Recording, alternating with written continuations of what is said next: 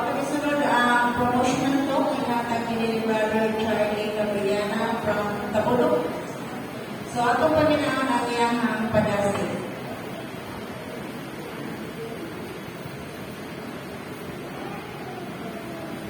May Buddha Church.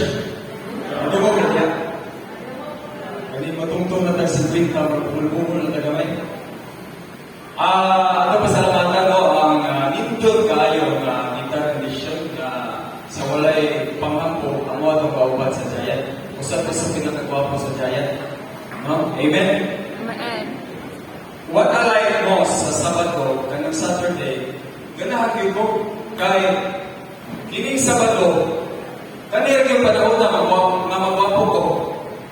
No, sir? Si Sir ta, gwapo rin kadaglaw sa akong pagbisita ni siya ang opisina. Pero kung Sabado, mas gwapo pa din siya. So, kung pwede pa lang kadaglaw Sabado, ganahan yung wala. No, pero di man pwede. Pero di na ako ang atong diskutan ng Enzo. Tungod kay ato ang tupik ko karon nga unang Sabado sa bulan, evangelism. No? Ebanghelyo. Ang pag-ebanghelyo sa kasugo, isugo ta sa Ginoo directly no sa Matthew 28. Kagay nun, go, panglakaw ka mo sangyaw ninyo ang maayong balita. No? Pagbautismo kayo naagi sa ngalan ni Jesus, no? Na Amahan, sa Anak, ng Espiritu Santo. So, dili exemption, may walay exemption mga igsoon na dili ta mo sakyaw. O namutana ko, nganong gikinahanglan man nga ebanghelyo kita ka naman kita pwede magsimba lang o Biblia, magkanta, okay na sa tuwa, di ba? Pero dili kay mga igsoon. Kay dunay purpose ang Ginoo kung nganong kinahanglan ta mag-ebanghelyo. No? Una, evangelism no, is God's way to a vibrant life. Mao din ni mga igsoon nga maghatag kanato og nindot nga kinabuhi. No? Dili kinabuhi mo walay problema, pero manindot kini kay si Kristo anaa sa atuang kasing-kasing. So kung nindot ang atong kasing-kasing, musunod na sada ang physical reaction sa atong lawas. Magpabiling ng gwapo, magpabiling ng gwapo, agwapa, setana. Kay ang ato ang kasing-kasing, naging sa doktor, no? Ang Mary Ward, sa po no? Okay, thank you, sister. So, na rason sa Ginoo nga no, kinahanglan ka mag-ebanghelyo. Una ng rason para sa ato ang kaugalingon. Ang ikaduha nga rason, evangelism opens the channel of the heart to receive the refreshing river of spirit. No? Sa dahil no, hindi lang mag-istorya ta atong introduce ang Ginoo sa tao na ato ang kahila o sa atong mga kaliwatan. Pero kung sa diay, kita nag-abli sa iyang kasing-kasing. Atong itagaan siya gigayon, no? Atong iablihan nga ang blessing na atong nakuha, iyahaw sa na makuha. So, mga ikaduha nga rason.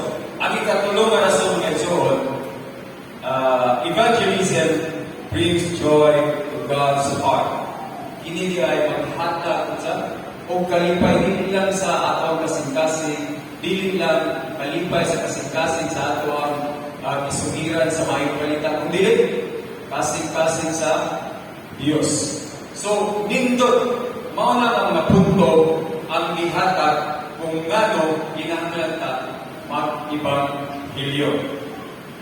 Sa dili pagulingkod mga igsoon, tagay kong panahon nga akong istorya, ako sa istorya sa usa ka batanon. No? Usa ka batanon nga siya ra ang dentista sa ilang pamilya. Kini ka batanon, kasi kamaong piano, kamaong muli o youth prayer meeting, bukanta, grabe kadasig nga batanon. Apan tuyo sa iyang kadasig, aduna siya yung kahadlok. Kahadlok ng istorya sa iyang pamilya, especially sa iyang mama nga, grabe ka devoted sa iyang reliyon, no? Catholic. Unya, aduna pili sa igsuon nga, palahubog.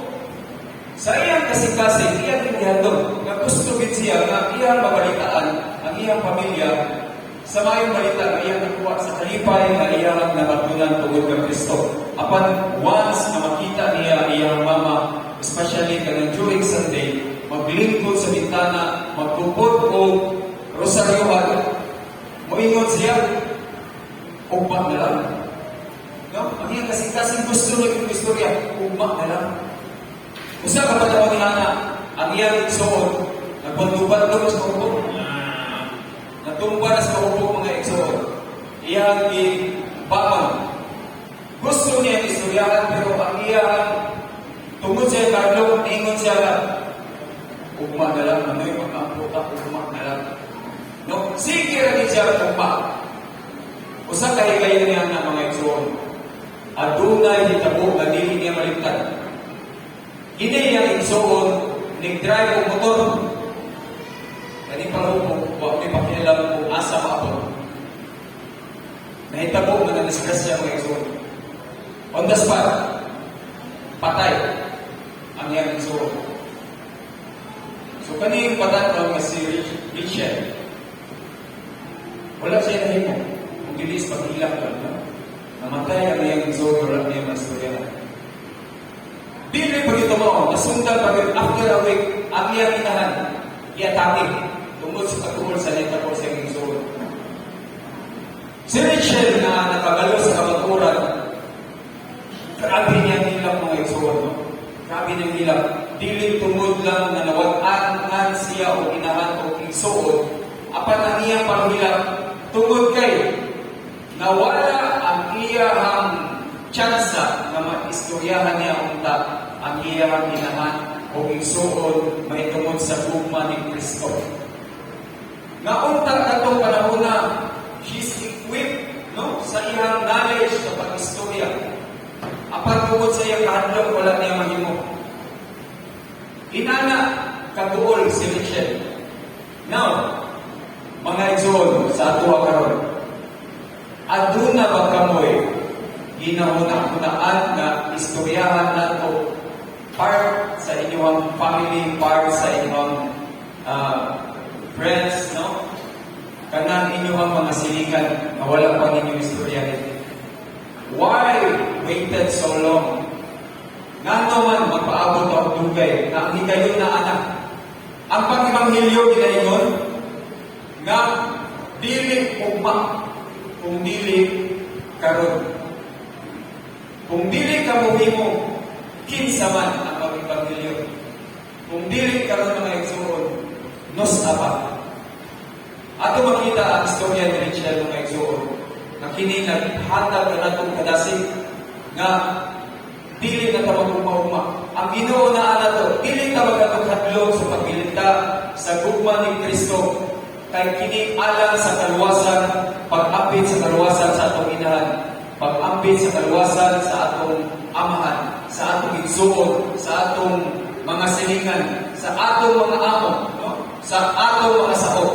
So, I hope kini nga gamay nga pagpadasig mga igsuon makahatag kanato o giyang o kadasig na ato gayon na ibanghilyo ang ato ang balita na nakapon karon dili lang kita ang makaadto sa langit kung dili kitang tanan. So ibutang sa ato una-una nos up o kinsa ang mag-ibanghilyo.